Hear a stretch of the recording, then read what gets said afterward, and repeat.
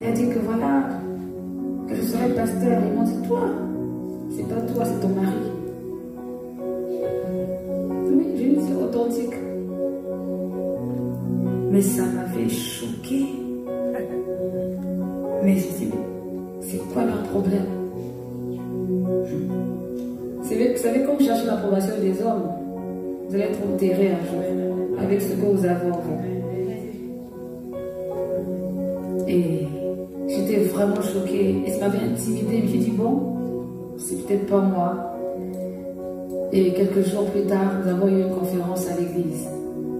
Et à la conférence, la personne qui était venue, c'était la prophétesse Dan. Et la prophétesse Dan a dit, il y a une personne ici, une femme. Il n'y a pas longtemps, Dieu lui a révélé son ministère par la bouche des serviteurs de Dieu. Mais aussitôt qu'elle a reçu la parole, elle a été intimidée. Viens ici, on va prier pour toi. Il dit, qui? Jamais, je ne lève pas. Elle a encore dit que c'est encore elle. Elle veut se faire voir. Je suis restée tranquillement à ma place. Une personne s'est levée. Vous savez, il ne faut pas rater, il faut faire attention parce qu'il y a des gens qui ratent leur grâce parce qu'ils regardent qui me regarde pas. Je suis restée à ma place parce que je ne voulais pas qu'on dise que voilà, qu'est-ce que je veux prouver, montrer. Et c'était une période où le diable voulait vraiment m'étouffer. Mais vraiment m'étouffer, il fallait surtout pas. C'était juste au début de la danse. Je sais pas pourquoi je vous raconte ça même aujourd'hui. Hein.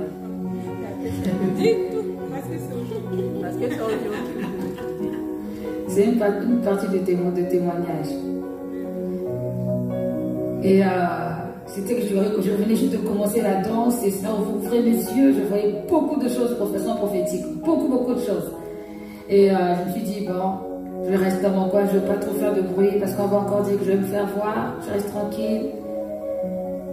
Et la prophétesse, elle a prêché, une dame est venue, elle a prié pour elle. Après, comme elle disait souvent, c'est pas ma cliente. Bon, bref.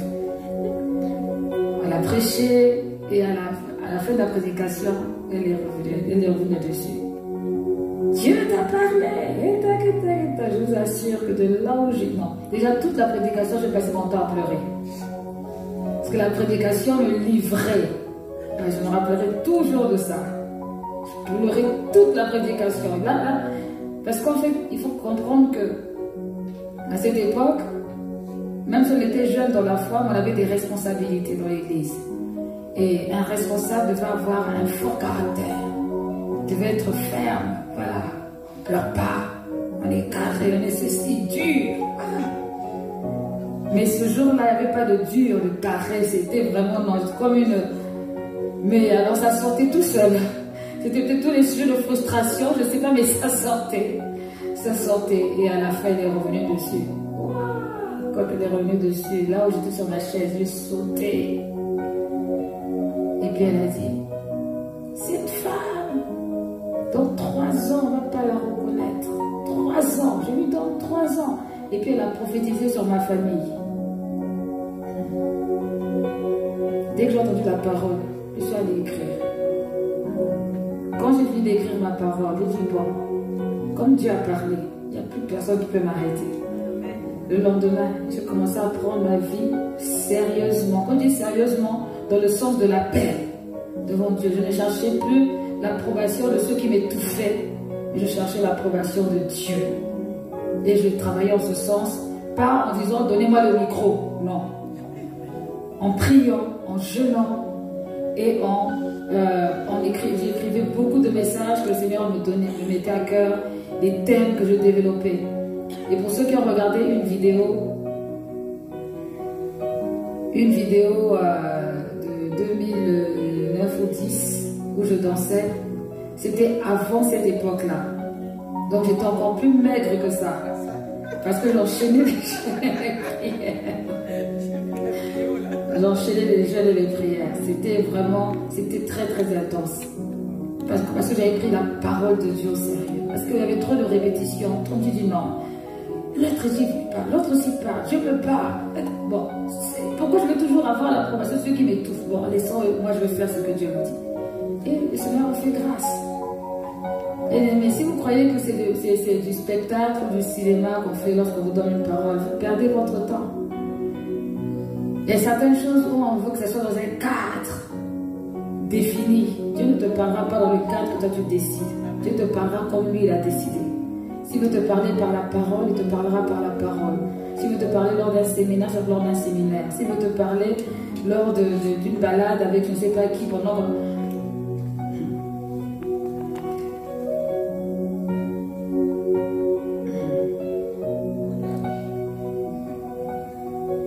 Vous savez, ceux qui n'aiment pas servir, quand on les appelle pour servir, ils n'aiment pas. Dès que le séminaire est fini, ils courent, ils s'en vont parce qu'ils aiment faire leurs choses. Il y a certaines choses que tu n'auras jamais pendant le temps du séminaire, mais que tu vas découvrir quand tu viens servir, quand il y a les orateurs. Amen. Ceux qui n'aiment pas recevoir les serviteurs de Dieu chez eux, il y a des choses que tu entendras pendant que le serviteur de Dieu mange. Là, tout à coup, soudain, une révélation arrive. Amen. Voilà ce que Dieu dit. Une part d'une manière ou d'une autre. À force de trop calculer, vous passez à côté du plan de Dieu. À force de trop calculer, à force de se dire oui, je fais une offrande pour le serviteur de Dieu, comme ça va prophétiser sur moi. Tu n'auras rien, c'est calculé. Quelqu'un me comprend. Tu n'auras rien, c'est calculé. Tu es un égoïste, même tu n'as même pas encore donné à ton pasteur. Amen. Mais c'est vrai. Vraiment, je vous dis ça simplement. Tu ne seras pas béni. Et puis Dieu connaît les intentions de ton cœur. C'est de la flatterie. Mais quand tu es là, tu t'y attends même pas. Ah bon? Oh Seigneur. Et ça, ce moment-là. Dieu aime souvent des personnes comme des Gaël, derrière leur caméra, ils se font oublier, on ne les voit pas. Et c'est narratif, fait qu'ils attirent l'attention. J'aime les gens discrets. Amen. Bien-aimés, j'ai beaucoup parlé, il faut retenir ce que j'ai dit.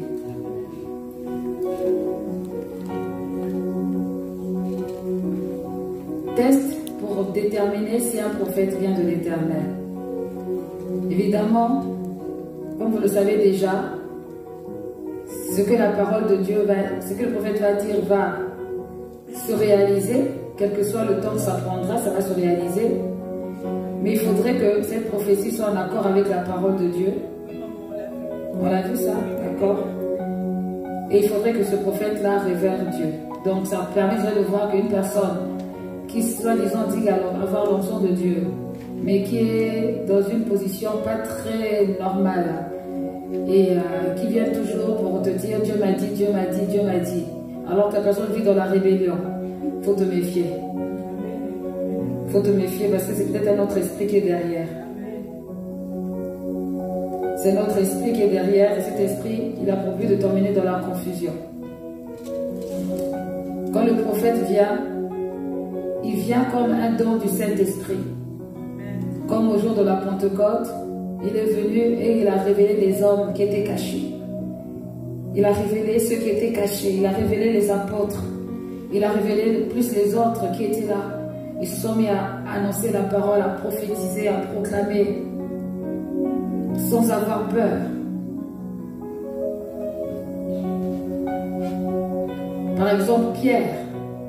Lorsque Pierre a prêché, 3000 âmes se sont converties.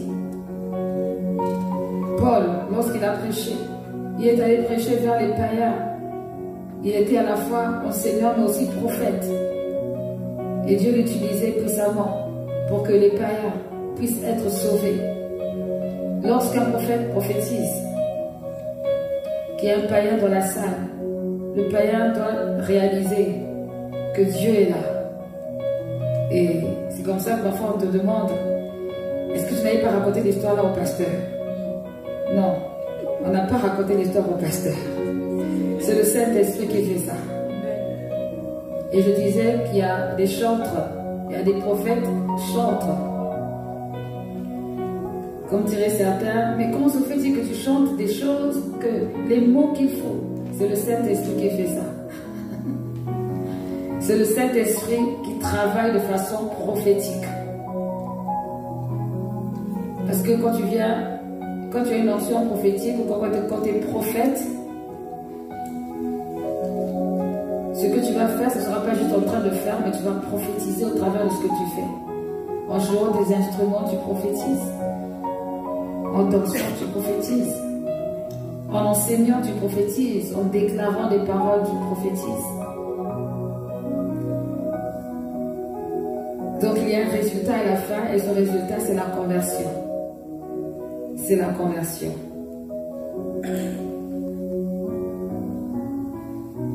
Les prophètes servaient dans l'église à édifier l'église. Ils édifiaient l'église au travers de leurs paroles, au travers des enseignements qu'ils pouvaient donner. Et ils étaient très très utiles